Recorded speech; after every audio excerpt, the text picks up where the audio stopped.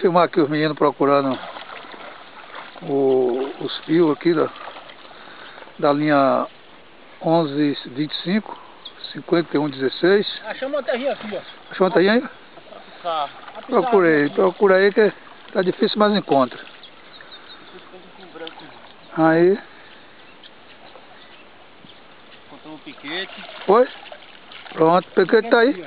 O piquete tá aí, tá dizendo que o fio tá próximo aí. Se o fio tá próximo.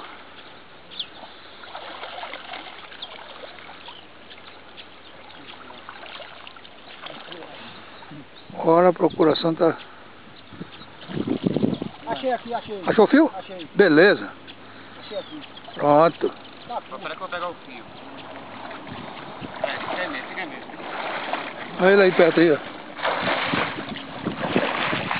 Já tá esticado pra lá. Não, deixa a estaca aí assim. A gente vai continuar a filmagem aqui. Pronto. Emenda o fio aí. A gente vai fazer o procedimento aqui, procurar ver o valor e... Tudo ok? Pronto, agora vamos manter distância. É pra gente registrar mais distante aqui. Pra não correr perigo. Oi? Traz logo ele. Pode até trazer lá. Traga logo essa estaca aí, que está registrado. Aqui já não volta mais aí.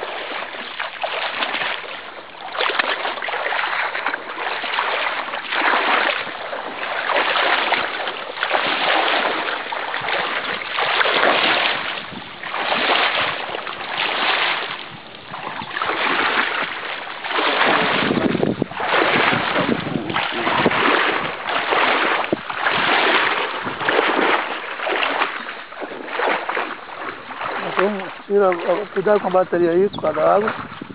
Vamos fazer os procedimentos normais aí.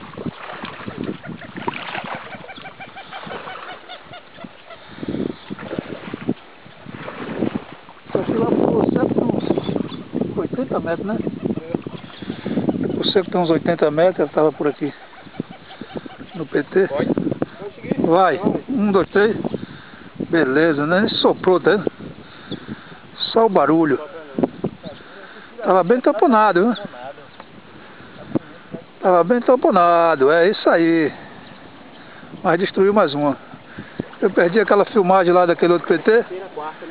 Mas agora... agora é a quarta. Quarta detonação. Hoje a produção hoje tá boa. A produção hoje tá ótima. 100% de aproveitamento. Tá bom. Finalizar por aqui e seguir para pegar o almoço.